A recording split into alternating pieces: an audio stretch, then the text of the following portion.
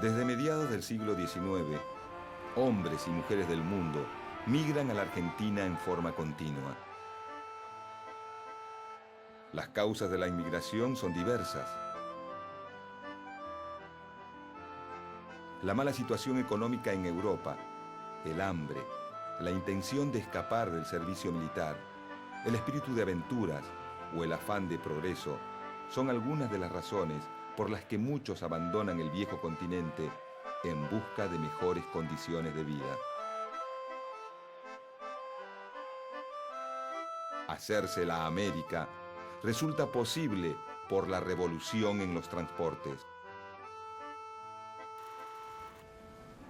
Por un lado, el avance del vapor en la navegación permite que América se vuelva más cercana.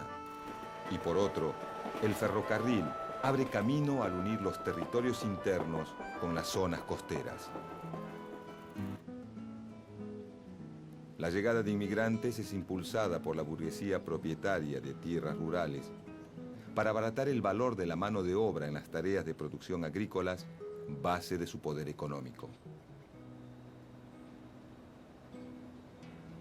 Desde el Estado se toman las medidas jurídicas necesarias para recibir a los inmigrantes.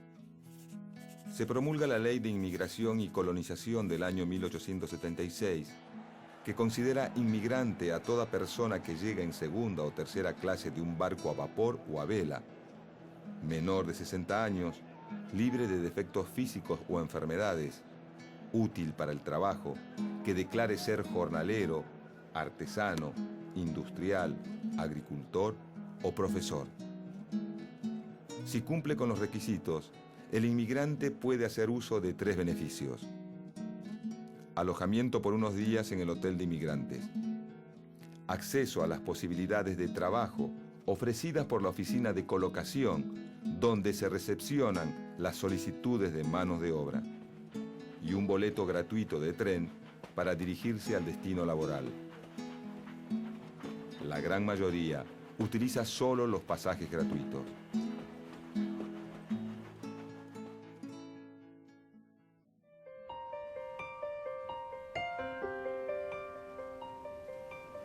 Muchos son los europeos que llegan esperanzados al puerto de Buenos Aires. Son hombres y mujeres cuyas edades oscilan mayormente entre los 15 y los 30 años y conforman el 30% de la población.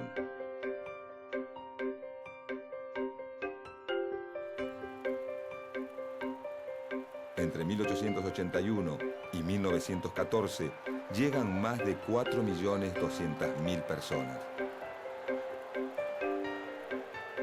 2 millones de los inmigrantes arribados son italianos, 1.400.000 españoles, 170.000 franceses y 160.000 rusos. Traen consigo sus idiomas, sus costumbres y su desarraigo.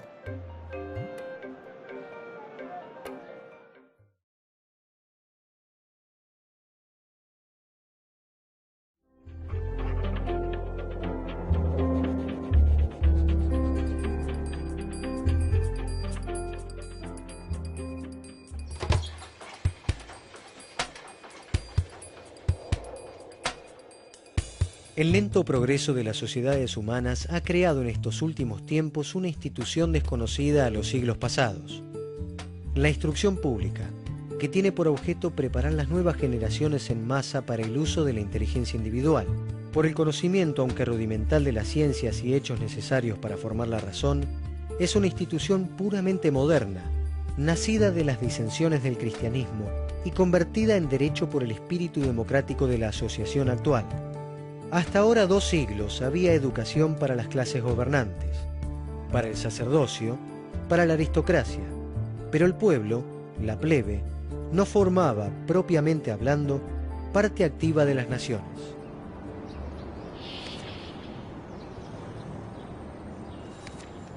Domingo Faustino Sarmiento nace en febrero de 1811 en la provincia de San Juan. En su juventud crea el diario El Sonda. Es maestro y fundador de escuelas. Durante su exilio en Chile es periodista y además dirige la primera escuela normal de preceptores de América Latina. Los viajes que emprende por Europa y América del Norte son fuente de información para sus producciones intelectuales. Asume diferentes roles en la función pública. Es jefe del Departamento de Escuelas, senador provincial, gobernador de la provincia de San Juan, se desempeña como diplomático y es electo presidente de la Nación. Las iniciativas políticas de Domingo Faustino Sarmiento dejan una impronta imborrable en el sistema educativo argentino.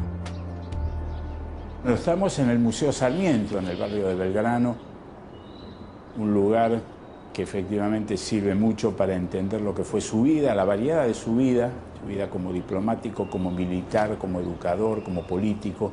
Acá está todo lo que conservamos de su vida y de su memoria y sirve también como un lugar que nos permite entender buena parte de su pensamiento.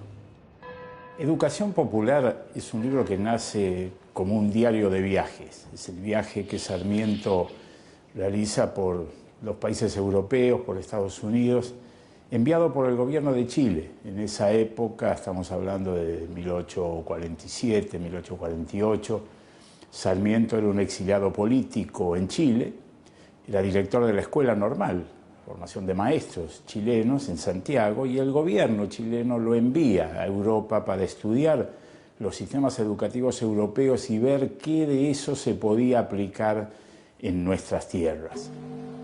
Sarmiento en su viaje encontró dos modelos distintos de enfrentar el problema educativo. Esquemáticamente uno podría decir que esos dos modelos pueden estar representados por Francia y por Estados Unidos.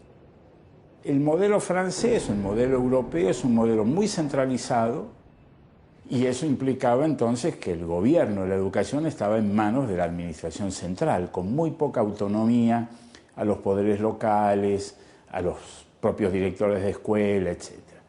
Y el modelo americano era un modelo donde la educación estaba en manos del municipio, de los agentes locales.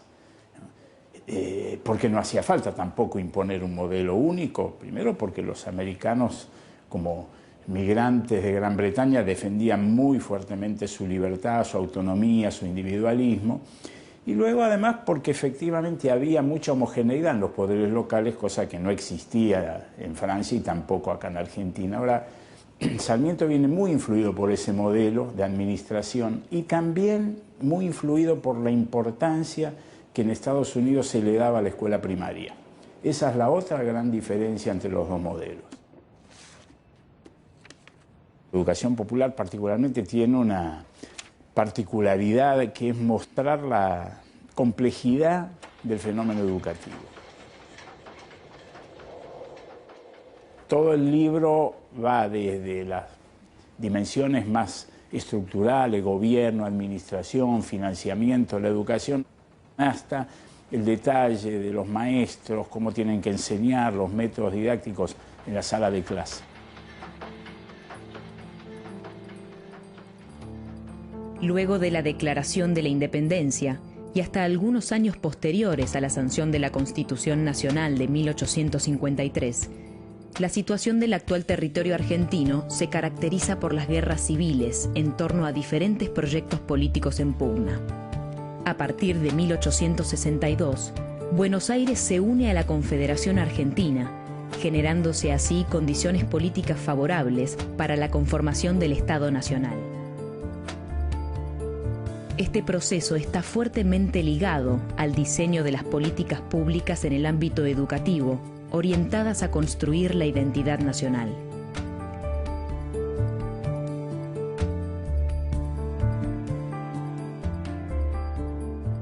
Cuando él analiza el gobierno de la educación, toma dos grandes temas: administración y financiamiento. En el tema de la administración, el gran debate era entre elegir un modelo centralizado de gestión educativa o descentralizado. Sarmiento era claramente partidario de un modelo descentralizado, con mucha influencia del municipio. Cuando él fue director general de escuelas en la provincia de Buenos Aires, impulsó una ley de educación creando los consejeros escolares municipales, que todavía hoy existen sin grandes funciones, porque en el debate educativo argentino más bien predominó la otra corriente, la más centralista. La ley 1420 es eso, en la ley 1420 aparece un modelo de gobierno de la educación muy centralizado, que tenía que ver con la idea de crear el Estado-Nación en base al pensamiento porteño, al pensamiento de la administración central.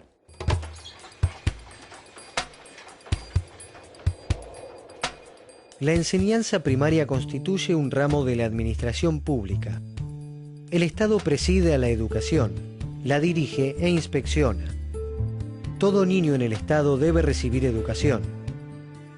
La masa total de la renta para sostener las escuelas debe ser proporcionada al número de niños de 4 a 16 años que haya en el Estado.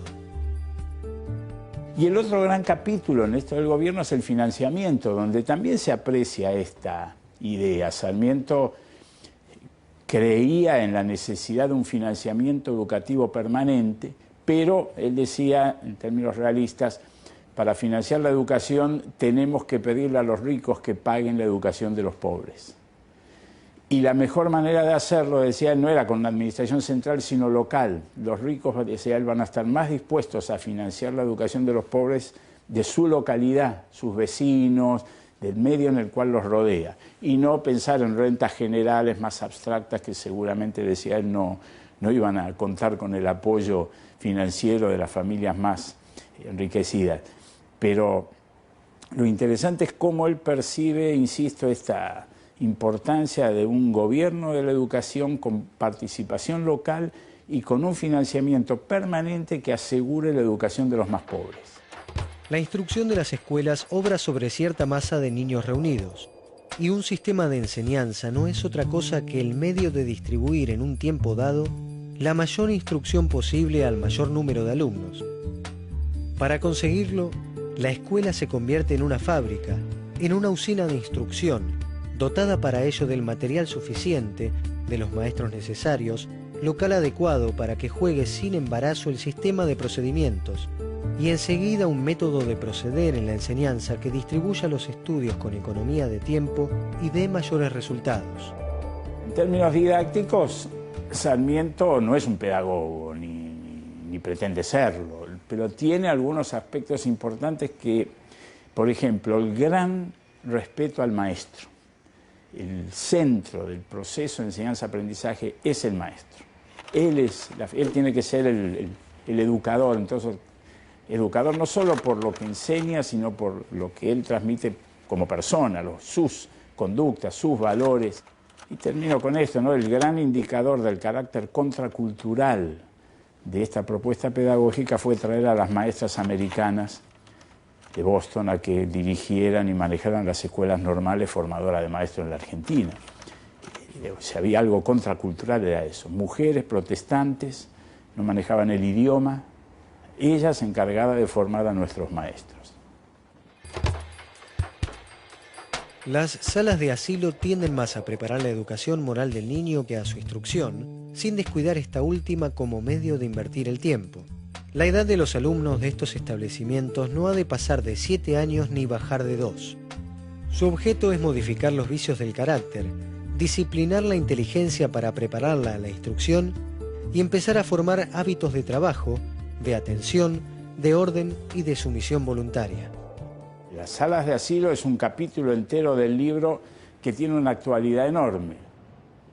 Y el análisis de Sarmiento en el libro fue muy importante demostrar la importancia que tenía que desde los primeros años de vida hubiera alguna oferta educativa especialmente para los más pobres, los marginales, aquellos sectores de población donde la socialización primaria, esos primeros años de vida, se realizaba en condiciones muy deterioradas, tanto desde el punto de vista material como cultural. Entonces él proponía la idea, ¿no?, de crear antes de entrar a la escuela esta oferta de educación inicial que tenía esta forma del asilo, que era una forma extrema, o sea, significaba sacar al chico de su familia, pero en muchos casos no había familia, era una familia ausente.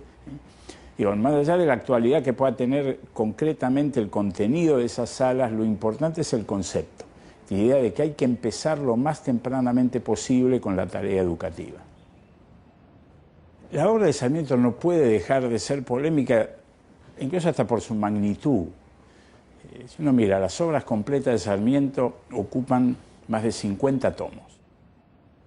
Creo que hoy estamos en condiciones de mirar a Sarmiento con una perspectiva más distante y que nos permita dejar de lado esos aspectos que forman parte de las contradicciones de un hombre que evolucionó, que fue un gran combatiente, en el sentido que entonces pudo haberse equivocado, y recuperar lo mejor de su tradición, que es esta apuesta fuerte a la educación popular.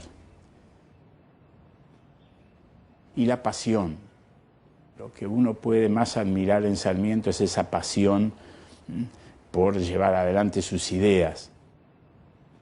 A veces uno piensa que las cosas no son posibles, porque son muy difíciles. Bueno, Sarmiento siempre llevaba el límite de lo posible al extremo. Por eso era desmesurado. Y esa parte desmesurada del pensamiento sarmientino tiene su valor, tiene una gran importancia, y yo creo que eso es lo que a mí más me atrae, más admiro y también más le envidio, porque hay que tener mucha capacidad para ponerle tanta pasión a las cosas como le puso él.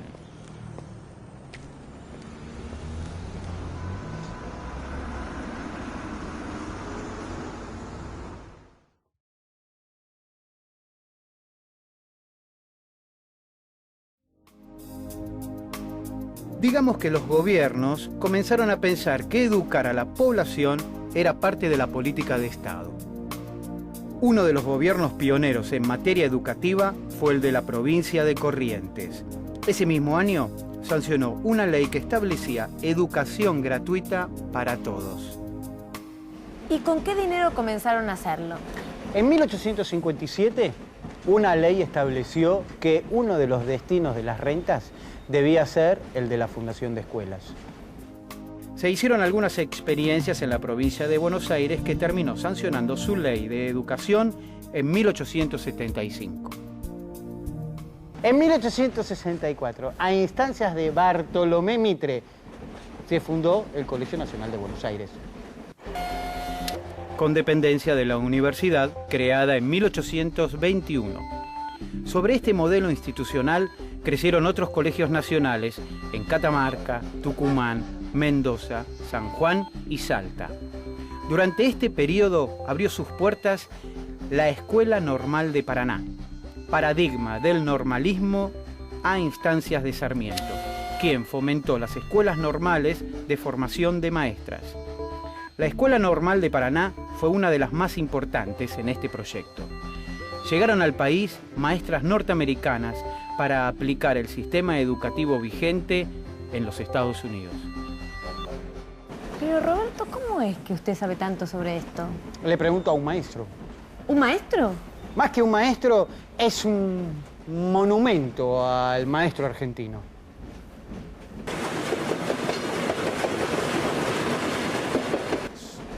¡Un maestro! Maestro. Levante la mano, señorita. ¿Quiere ir al baño? ¿Por qué no lo hizo en el recreo? ¡No corran! No quiero ir al baño, quiero hacerle unas preguntas. Muy bien, yo estoy para resolver sus inquietudes. Pregunte nomás. Quería saber un poco más de cómo fueron creándose las escuelas normales. Muy bien.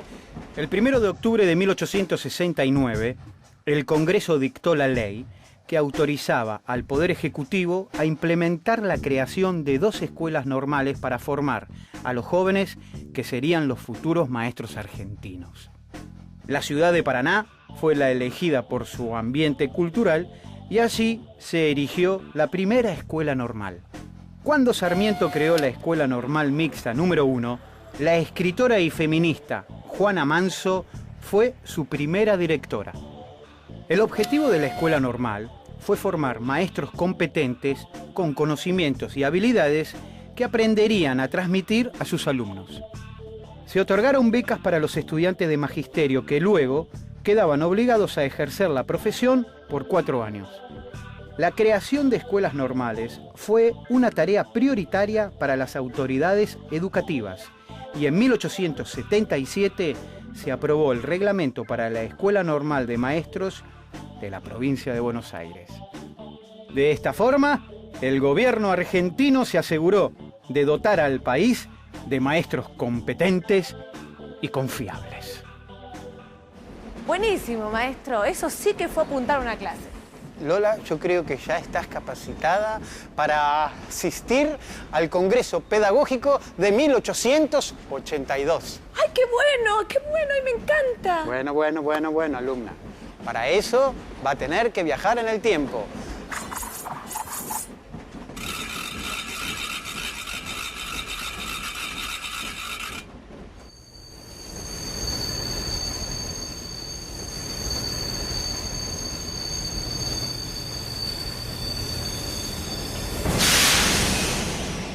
Silencio, chicos, por favor, no corran.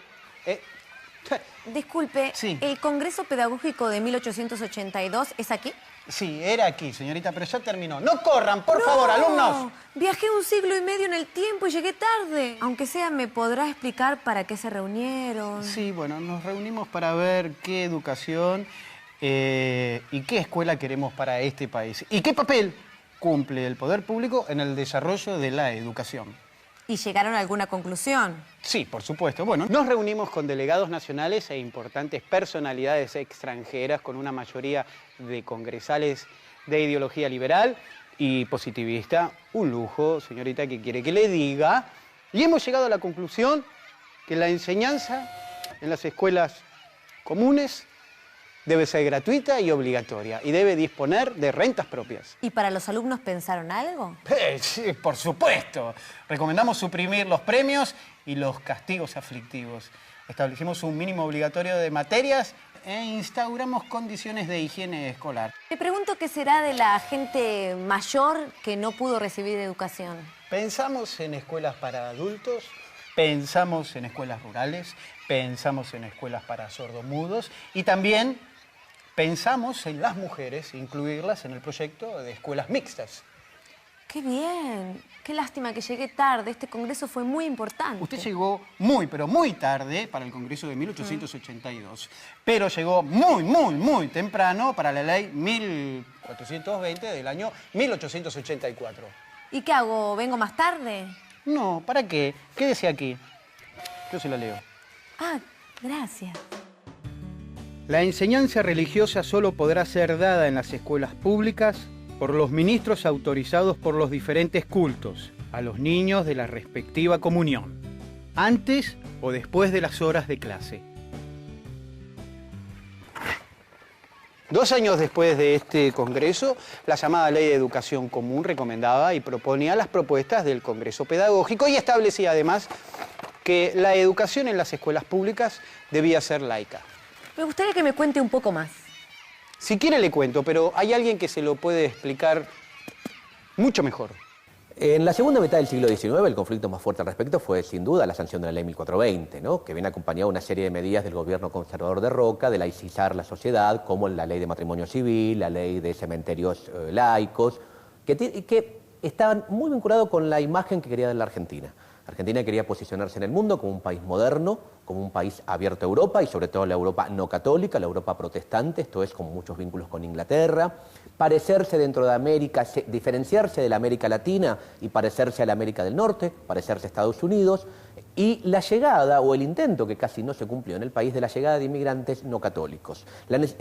Hay toda una necesidad del Estado conservador de modernización asociado a la laicización, ¿no? El Estado conservador, el Estado oligárquico, el roquismo, opta por una modernización de corte laica por el modelo a seguir. Esto se va a dar muy fuertemente en la educación. En la ley 1420, el gran debate en las cámaras, uno puede seguirlo y es muy interesante, es si sí o no debe haber educación religiosa en las escuelas. Es casi el único tema que se debate en las cámaras de diputados. En parte porque un año antes, en el Congreso Pedagógico del 82, ya todo lo demás se había debatido.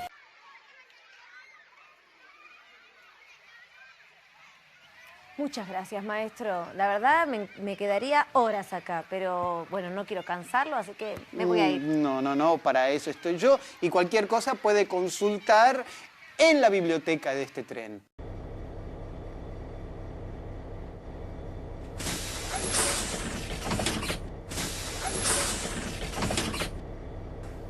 Instrucción cívica. ¡Lola! Alberto. Me imaginé que hoy iba a estar por acá. Todos los temas me traen a su biblioteca. Y sí, es la única forma de profundizar lo aprendido. Y dígame, ¿para qué son esos libros? Los estoy catalogando, son los libros que se empezaron a usar en la escuela a partir de la ley 1420. Esta ley estaba muy preocupada por la enseñanza moral. El concepto educativo de este periodo era sexista porque marcaba aprendizajes diferentes para los niños y las niñas. Ambos sexos tendrían una base de educación común, pero las niñas además deberían aprender labores de manos y nociones de economía doméstica, mientras que los varones sumarían el conocimiento de los ejercicios y evoluciones militares más sencillos, y en el ámbito rural, además, nociones de agricultura y ganadería. Pareciera que más que una asignatura, la enseñanza moral era la esencia misma de la escuela. Así es un tema que atravesaba todos los contenidos escolares, pero ¿por qué no escuchamos a los especialistas? Uno de los grandes problemas que va a tener el Estado Nacional en la consolidación en la segunda mitad del 19 tiene que ver con la creación de lo que llamaríamos la identidad nacional.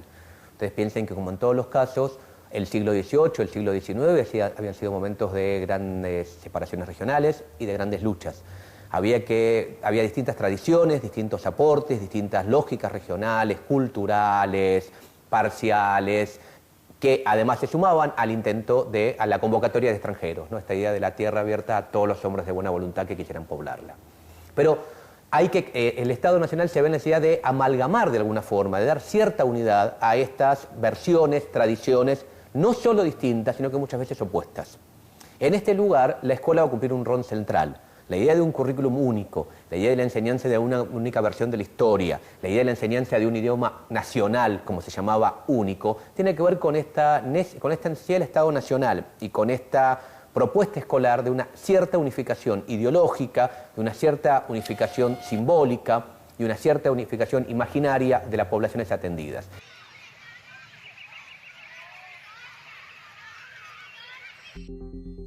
Sarmiento insistía mucho en la importancia de levantar establecimientos educativos para la formación de los chicos.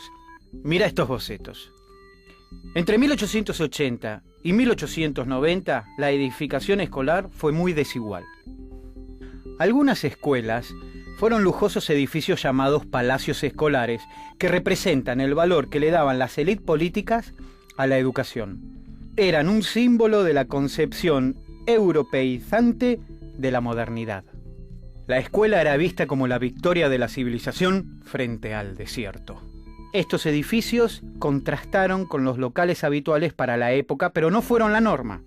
Muchas escuelas continuaron funcionando en casas pequeñas, con deficiencias de higiene y escasos muebles. Muy interesante, Alberto, pero me imagino que todos estos cambios no se dieron espontáneamente. Debió haber una idea rectora que los guió. Esa idea fue llamada positivista. Nunca escuché hablar de eso. Bueno, si te interesa el tema, yo te puedo recomendar algo. No, no me diga que me va a hacer ir otra vez a la biblioteca. El positivismo surgió como consecuencia del profundo cambio que se produjo a partir de mediados del siglo XVIII con la revolución industrial, el avance científico y el progreso tecnológico. El positivismo utilizó como forma de trabajo el método experimental e inductivo de las ciencias naturales, la unidad de las ciencias, la posibilidad de promulgar leyes universales y el concepto de evolución como principio real y físico que rige el cosmos.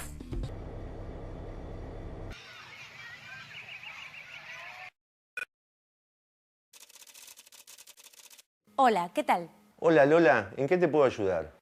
Estoy investigando sobre el positivismo y quiero saber cómo se presentó en la Argentina. El positivismo en la Argentina se desarrolla en las universidades orientado a estudios biosociológicos y tiene su punto más alto con la creación de la Universidad de La Plata en 1897. En lo que ahora llamamos el secundario, las ideas liberales y civilizadoras de Sarmiento fijaron la base de la pedagogía argentina y tuvo su foco en la Escuela Normal de Paraná.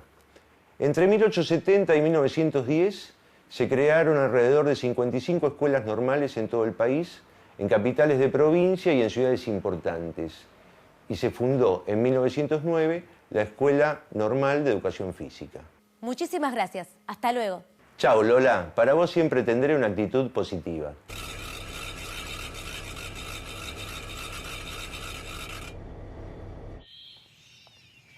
Tarde, alumna. Tarde. Arranquemos. 1, 2. 1, 2. Vamos, que no tengo todo el día. 2. ¿Qué quieres saber? No sé por qué, pero cuando hablaba de educación no me imaginé que esto estaba en el proyecto. Error. La educación física es parte fundamental del proyecto educativo. 1, Sí, yo no estoy en contra, pero ¿desde cuándo está esta idea tan genial? Entre 1895 y 1898, las escuelas normales, no me pare, de maestras y profesores fueron incluyendo educación física como materia de estudio. 2. ¿Y antes nadie hacía gimnasia en el colegio? Error. Muchos años antes de que esto fuera ley, las escuelas ya le dedicaban de 4 a 13 horas a la gimnasia. Y usted, mi tiecita amiga, debería seguir el ejemplo. Tiecita amiga. No me pare. No paro. 1, Yo no paro. 2. 1, 2. 1, 2. Pero usted, por favor, ¿me podría contar un poco más? Yo le cuento, pero usted no se detenga. 1, 2. 1, 2. Cuando tuvieron la idea de instaurar la educación física argentina como parte de la enseñanza de las escuelas, aparecieron dos corrientes. La primera identificó a la gimnasia con ejercicios militares. La segunda puso énfasis en la salud y la utilidad de los movimientos, apoyándose en las ideas y conocimientos de fisiólogos europeos de la época. Este último aspecto fue el que tomó nuestra educación física normal. Por eso estamos tan sanos y saludables. Sí, pero no se haga la distraída, que no decaiga. 1, 2. 1, 2. Basta. En 1898 se instala definitivamente la educación física en las escuelas del Estado Nacional.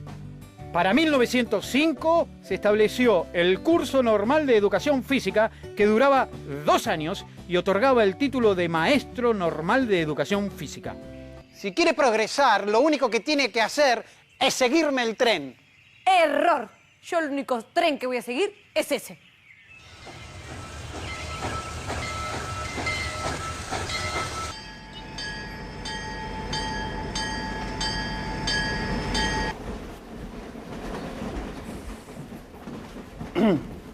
Roberto. ¿Cómo le va, Lola? ¿Se puede correr un poquito hacia la derecha? No me hable de correr, por favor, que ya me canso. No, bueno, me expresé mal. ¿Se puede desplazar un poco hacia la derecha, que tengo algo muy importante que mostrarle? Sí, ¿qué es eso? Este es un álbum familiar. En él se encuentran fotos de mi padre, de mi abuelo, de mi bisabuelo, de mi tatarabuelo. De su chosno. Salud. No, chosno se le dice al padre de su tatarabuelo. Ah, sí, claro, chosno. Mire, esta es mi familia. Ah. Llegaron al país con la gran oleada inmigratoria de finales del siglo. Eran todos trabajadores, obreros, gente de las clases populares. Mi familia era italiana, pero junto con ellos vinieron alemanes, turcos, judíos, digamos, un grupo bien variado del mapa del mundo. ¿Yo veo mal o ese es un sacerdote? En estos barcos también llegaron misiones de sacerdotes de diversas congregaciones. Jesuitas, dominicos, salesianos, carmelitas, monjas. ¿Y para qué venían? ¿Había escasez de religiosos? No, la idea era que se dedicaran a trabajos educativos.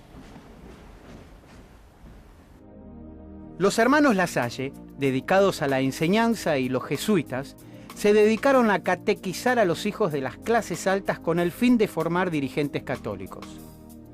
Los salesianos, en cambio, se instalaron en la Patagonia y predicaron entre los indios durante la llamada conquista del desierto. El padre Grot es otro ejemplo.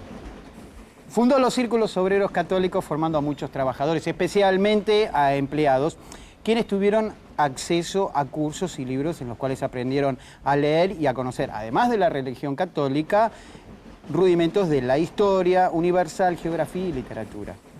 De esas organizaciones surgieron las vanguardias obreras católicas. Me imagino que con la cantidad de inmigrantes que llegaban al puerto de Buenos Aires, las escuelas no alcanzaban. Y no, la verdad que no. Por eso, para enfrentar el problema, fueron surgiendo primero en los centros urbanos y después en distintas zonas urbanas las bibliotecas obreras. Mire, En 1889 se firmó el acuerdo del Consejo Nacional sobre Fiestas Patrias. Se estableció que del 21 al 25 de mayo y del 5 al 9 de julio en las escuelas públicas nacionales se suspendieran las actividades habituales y éstas fueran reemplazadas por lecturas, recitaciones y cantos patrióticos relacionados con la Revolución de Mayo y con la Declaración de la Independencia. Los niños no solo debían participar a través de los batallones escolares en los actos centrales de la Plaza de Mayo, sino también en cada una de las plazas de los distintos barrios de la ciudad más cercana a las escuelas. En la generación del 80 surgieron las grandes figuras de la pedagogía argentina, que a fines del siglo se orientaron hacia el movimiento cientificista en el campo de la educación. Además de la creación de importantes instituciones educativas, la formación de maestros y los congresos educativos fueron una política de Estado con el objetivo de impulsar con fuerza a la educación laica.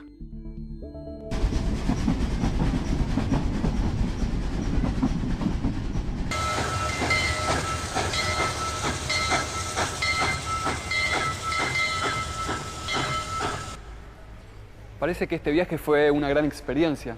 Podríamos repasar los temas más importantes. Dale.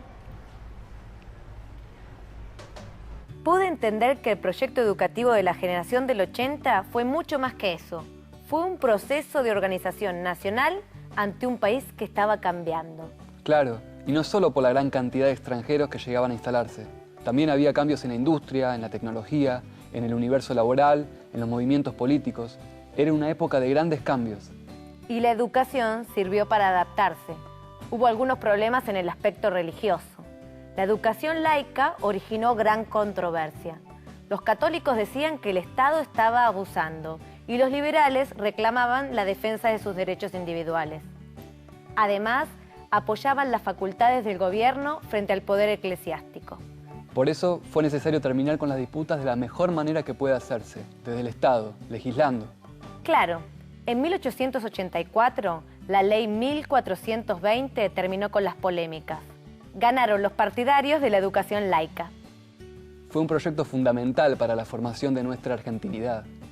Así es, formar la argentinidad es reunir a todos los miembros de la sociedad en torno a ciertos valores comunes y a formas de proyectar una misma patria.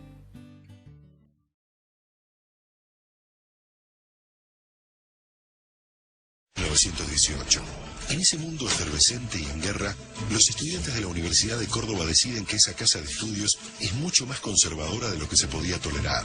La gota que rebasó el vaso fue el cierre del internado del Hospital Nacional de Clínicas a fines de 1917, sitio donde se estudiaba bien y los alumnos del interior tenían comida y casa asegurada. Las protestas confluyen en la formación del Comité Pro Reforma, que declara la huelga ante el rechazo de todas sus iniciativas por parte del Consejo Superior. La universidad fue un caos, hasta que el 23 de agosto, el presidente Irigoyen envió como interventor al ministro de Instrucción Pública, José Salinas, para que pusiera en marcha las demandas de los estudiantes, autonomía, cogobierno y libertad de cátedra. En las elecciones de las carreras se van imponiendo los decanos favorables a la reforma. Sin embargo, a la hora de elegir al rector, la asamblea viola los acuerdos con los alumnos y elige a Antonio Nores, un candidato del conservadurismo ultracatólico. Los estudiantes irrumpen en el salón y declaran una nueva huelga. Nores asume en medio de protestas e incidentes y con la universidad llena de policías. La Federación Universitaria de Córdoba exige su renuncia y difunde el manifiesto liminar que recoge la adhesión de estudiantes, obreros e intelectuales de todo el país.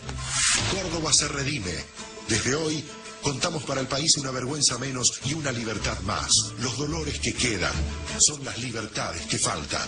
Finalmente, en julio de 1918, Nores renuncia al rectorado. Nacía una nueva universidad. Los principios de la reforma universitaria del 18 serán: la autonomía de las universidades respecto de los gobiernos, el gobierno compartido por profesores, graduados y estudiantes, la enseñanza libre y gratuita y la libertad de cátedra. La reforma del 18 se extendería como modelo a toda América Latina y sus valores siguen vigentes hasta el día de hoy.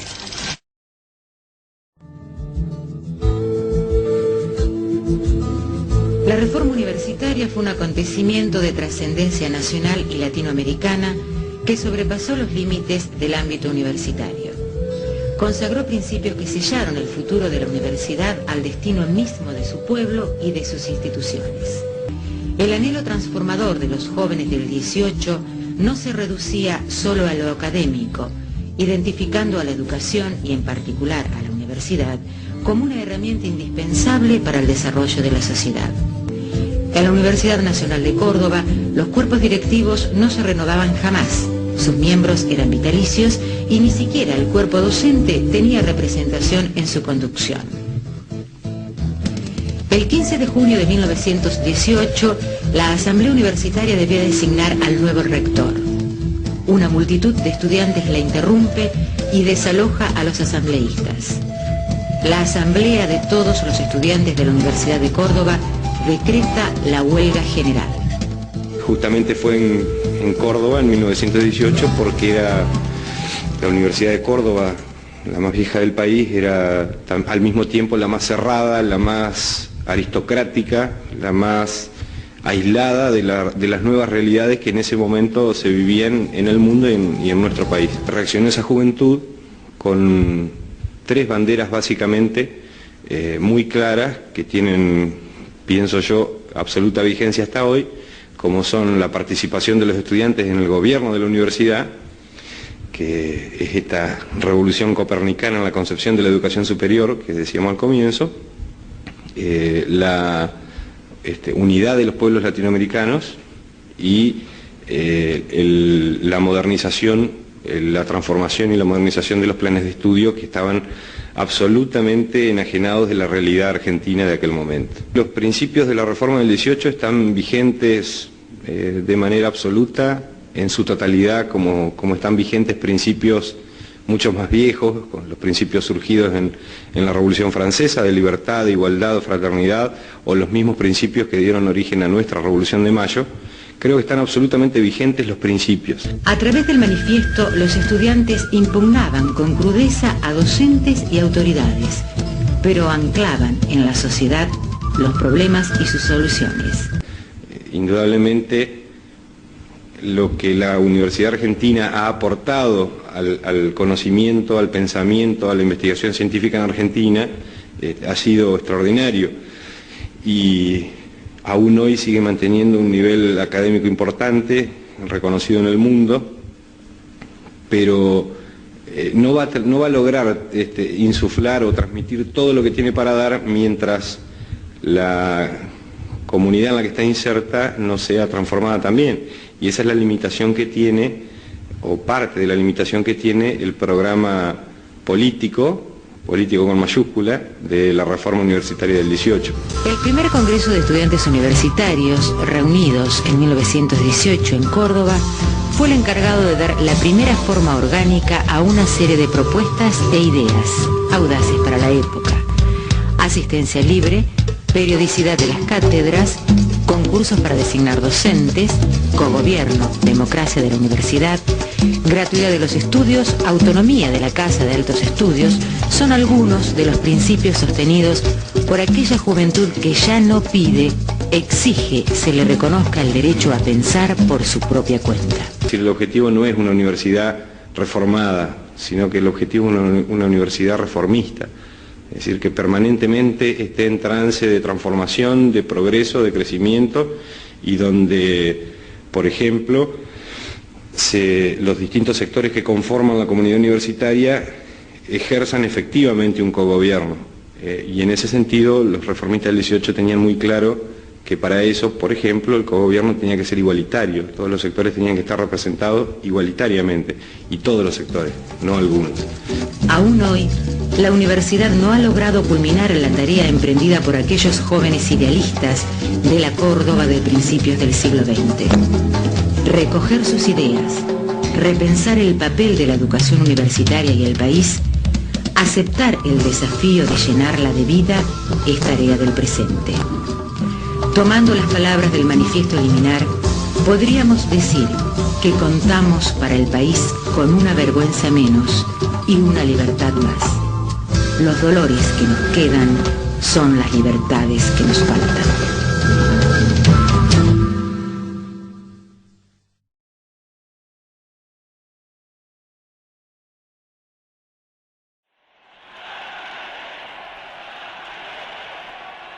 Hitler había estado en el poder durante 4 años y sus tropas ya estaban invadiendo Europa. La guerra civil en España fue un ensayo general para la Segunda Guerra Mundial. Una guerra que protagonizaron los civiles desde el aire. Una guerra de tecnología y terror. Atrocidad masiva y muerte indiscriminada.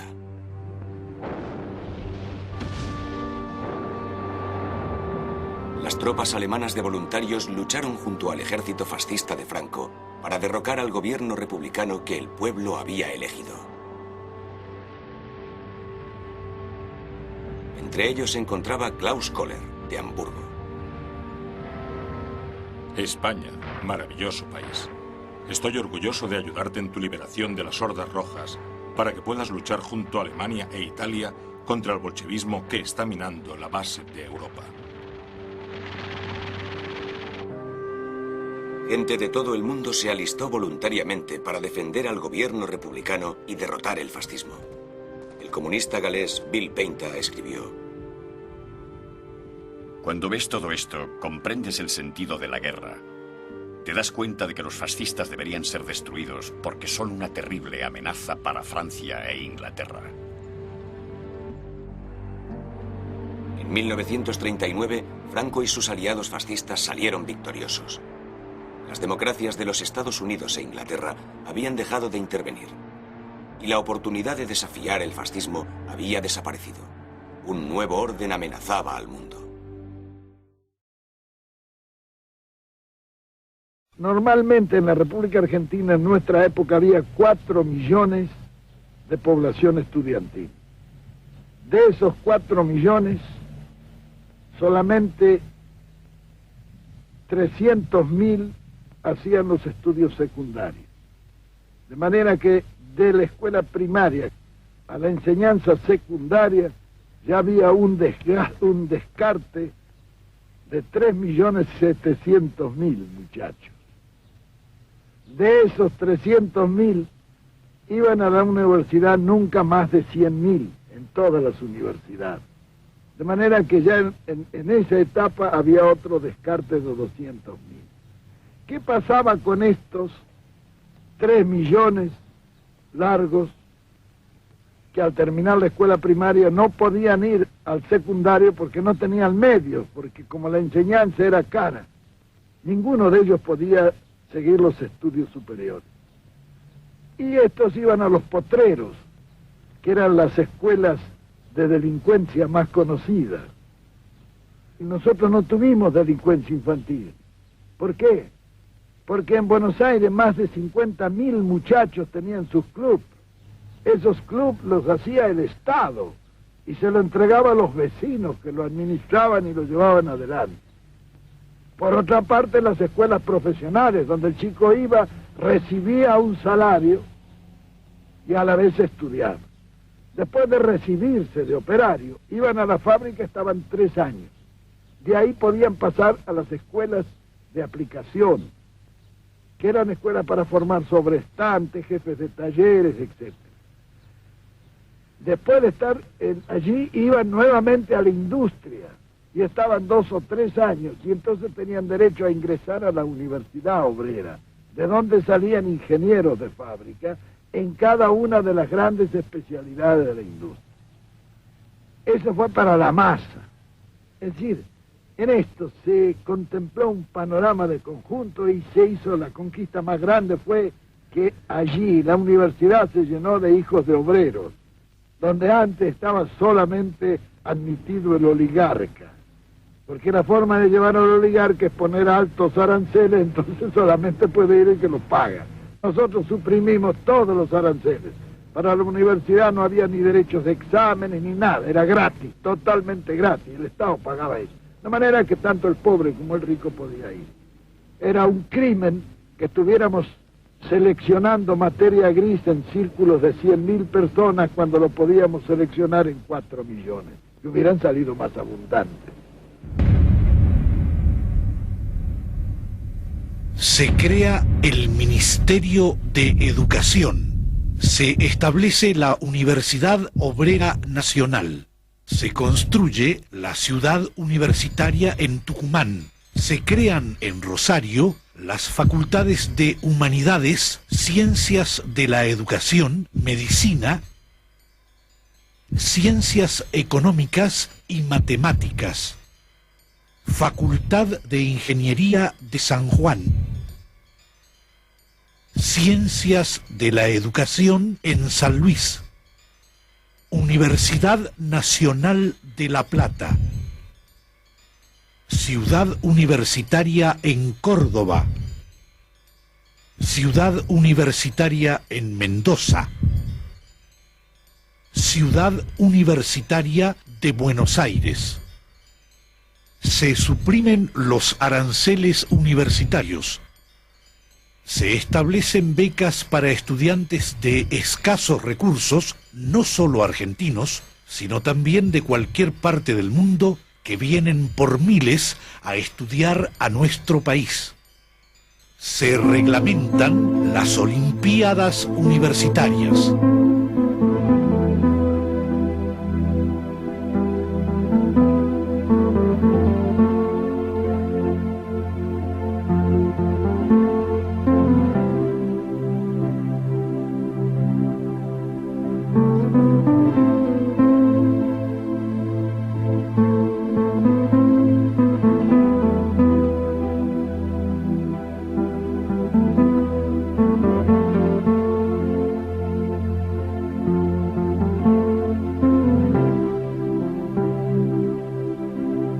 Se crean misiones monotécnicas para que los alumnos de zonas rurales aprendan artes y oficios como zapatería, carpintería, albañilería, herrería y mecánica. En el país funcionan 298 escuelas fábricas. En todo el territorio nacional se crean escuelas y hogares, escuelas granja, que intensifican la enseñanza agrícola-ganadera.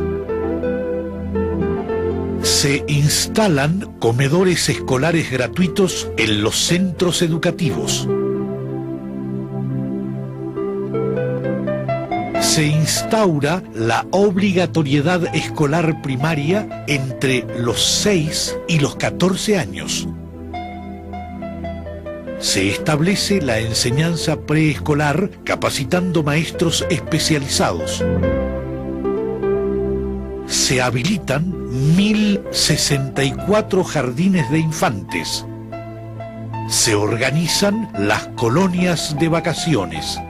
Entre los años 1946 y 1955, la cantidad de alumnos se elevó a 2.870.000. La atención de adultos analfabetos y la capacitación preescolar de los jóvenes que nunca habían sido contemplados motiva la creación de escuelas nocturnas con secciones para la enseñanza primaria y enseñanza práctica de materias especiales. Para la solución del problema que plantea la educación de niños y adultos inválidos, enfermos y deficientes mentales o de los sentidos, se crean las escuelas de policlínicos y domiciliaria, ambas únicas en el mundo. Se quintuplica el presupuesto para la educación.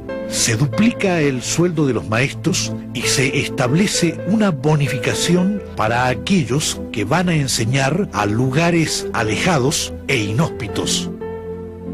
Se construyeron más escuelas que en todo el resto de la historia argentina, 8.000.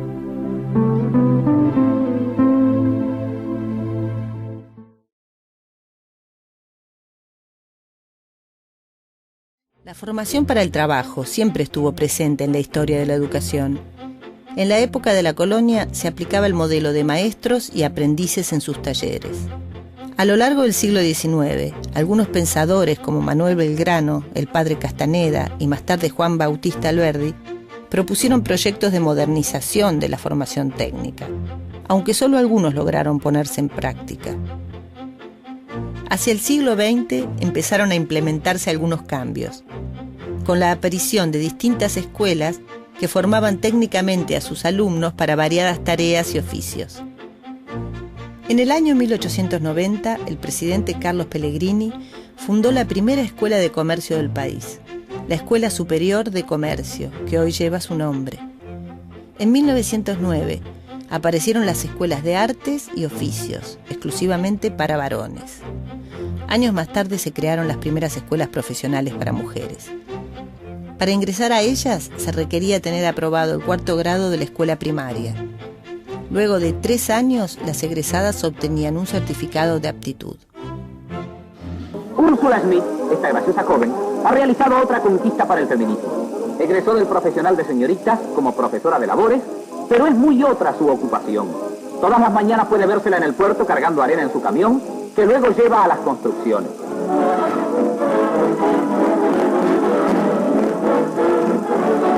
El medio que eligió para ganarse la vida es el que le gusta. Y uno piensa que Úrsula aportó su granito de arena al progreso del feminismo. Más que un granito, varios camiones.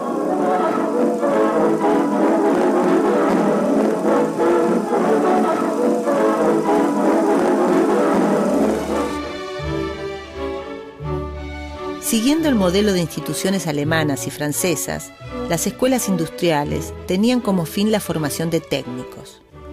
Para el ingreso era necesario haber completado la escolaridad primaria, y el plan de estudios se extendía a 6 o 7 años.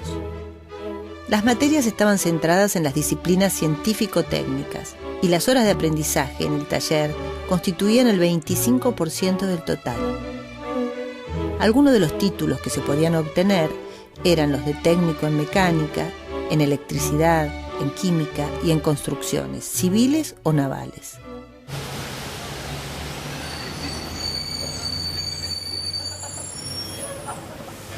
En el periodo de entreguerra en la Argentina, vinculado con la modernización, con los cambios contextuales, con el avance tecnológico, comienza a desarrollarse la expansión de la educación para el trabajo. Mientras en el sistema escolar, en el sistema oficial, la educación para el trabajo, la formación técnica, queda relegada, queda a los bordes, no es importante. La propia sociedad civil, la propia cultura argentina empieza a desarrollarla.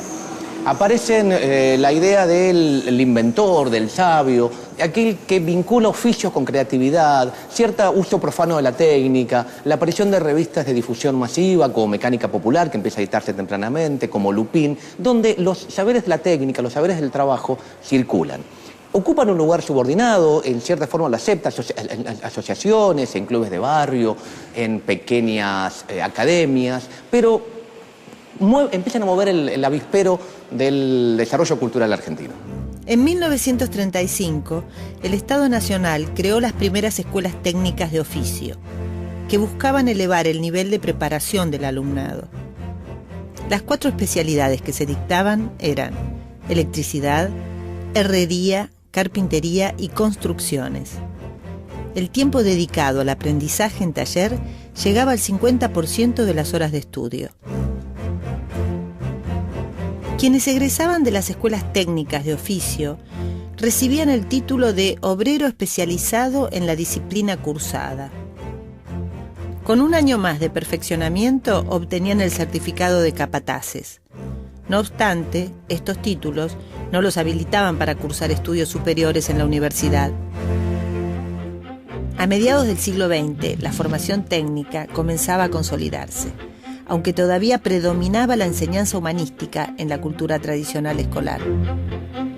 Hacia 1944, la mayoría de quienes cursaban la enseñanza media optaban por el bachillerato o la enseñanza normal. La enseñanza técnica acaparaba solo el 16% de los estudiantes, un porcentaje bajo para una población que se venía triplicando desde el 1900. Era una sociedad que mutaba y se proyectaba hacia un futuro en el que la ciencia, la técnica y la industria serían las estrellas. Comenzaba a popularizarse el uso de la radio y el automóvil. De a poco, los hogares empezaban a poblarse de electrodomésticos. Pero estos avances también generaban nuevos problemas, ya que muy pocos manejaban estos saberes técnicos con la debida experiencia. La enseñanza de estos conocimientos quedó mayormente relegada a academias e instituciones privadas, que que ofrecían cursos breves para quienes querían capacitarse en estos nuevos oficios.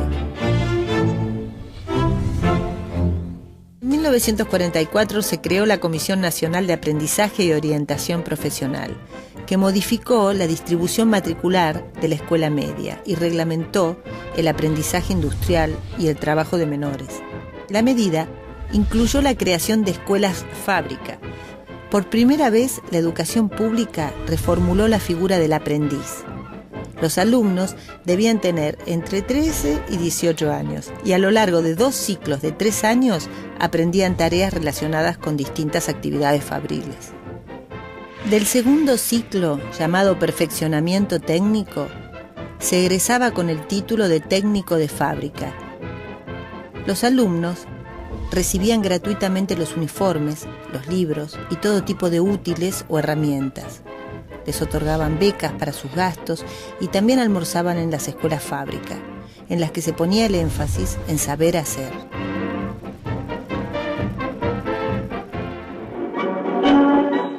Avellaneda, con 25 aulas en las cuales se dictan clases teóricas y prácticas y un gran número de talleres en funcionamiento, cuenta la Escuela Fábrica de la Nación número 1. Interesantes aspectos de los alumnos en plena actividad productiva.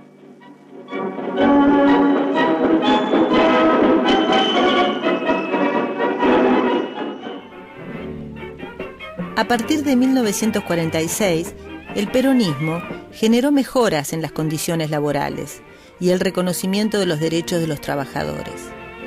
El fomento a la industria nacional trajo aparejada la generación de nuevas fuentes de trabajo, lo que hizo necesaria la formación de personal para resolver una gran variedad de tareas. En 1953 se inauguró la Universidad Obrera Nacional, con sedes en Buenos Aires, Santa Fe, Rosario, Córdoba, Mendoza, Tucumán y Bahía Blanca.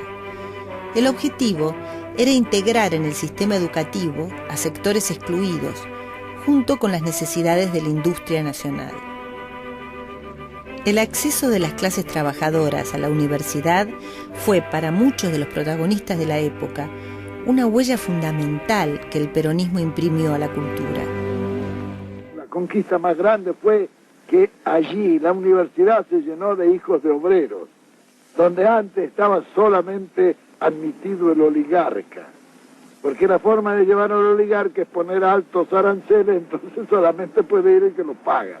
Nosotros suprimimos todos los aranceles. Para la universidad no había ni derechos de exámenes ni nada, era gratis, totalmente gratis, el Estado pagaba eso. De manera que tanto el pobre como el rico podía ir. Luego de 1955 se modificó la política de fomentar la formación laboral de los sectores sociales excluidos. A partir del gobierno de Arturo Frondizi, en 1958, el desarrollismo reinstaló una educación técnica más orientada a materias humanistas, por lo que se volvió a la idea de separar teoría y práctica. Así, en un turno, los alumnos cursaban materias similares a las del bachiller, mientras que en contraturno tenían el taller, donde se aplicaban los saberes técnicos. En 1959, la Universidad Obrera Nacional pasó a llamarse Universidad Tecnológica Nacional. Esta apuntaba a proveer mano de obra a una economía basada en la industrialización semipesada y en el ingreso de nuevos capitales internacionales. Hemos dado vuelta una hoja del intervencionismo estatizante y agobiante de la actividad económica para dar paso a la liberación de las fuerzas productivas. A partir de 1976, la dictadura cívico-militar inició un proceso de desguace de la educación orientada a la formación laboral, en paralelo a las políticas económicas neoliberales. Estas políticas tenían como objetivo la apertura a mercados internacionales y la consecuente destrucción de la industria nacional. Antes la competencia era insuficiente. Teníamos productos buenos, pero muchas veces el consumidor debía conformarse con lo que había sin poder comparar. Ahora tiene para elegir, además de los productos nacionales, los importados. Durante la última dictadura militar, en el contexto de un proyecto económico de descentralización y federación laboral, el CONET impulsó el llamado Plan Dual. El ministro Brunareno, que era quien lo impulsaba, lo proponía, lo exporta, digamos, de Alemania, y lo que buscaba este proyecto era, por un lado, continuar las políticas educativas de la dictadura de correr al Estado de su lugar principal de formación de la fuerza de trabajo y darle este lugar principalmente a las empresas y a las fábricas. La idea era entonces que supuestamente el trabajador se debía formar casi exclusivamente en el espacio laboral. De esta forma lo que se buscaba era acortar, limitar las posibilidades que la formación para el trabajo podía tener para la formación de mejores vidas para los sujetos y limitarlas a las demandas de la empresa, a las demandas del mercado laboral y a lograr una mejor forma de adecuación del trabajador a las demandas económicas. La década de los 90 fue la época de mayor destrucción de la escuela técnica. Junto con la sanción de la Ley Federal de Educación número 24.195, se crearon nuevos modelos, aunque sin ninguna clase de red de contención institucional ni social. Los principales espacios de formación pasaron a ser las empresas, mediante formas de explotación laboral y sin el reconocimiento de los derechos sociales. Vamos ya, arremánguese y vamos a crecer, arremánguese, hay mucho por hacer, arremánguese.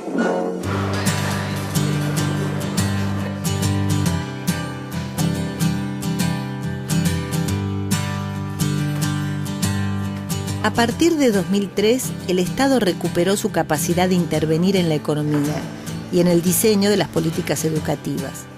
La revalorización de la educación técnica acompañó otras transformaciones laborales y educativas que se dieron en el país, de acuerdo a una estrategia política e industrial de largo plazo.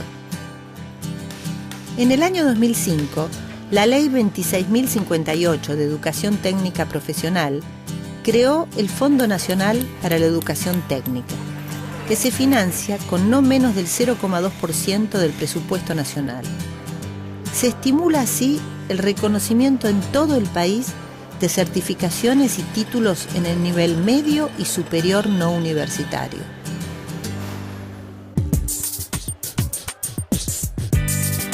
En la actualidad, uno de los objetivos de la educación pública se orienta a la formación técnica y a generar oportunidades para los sectores más vulnerables.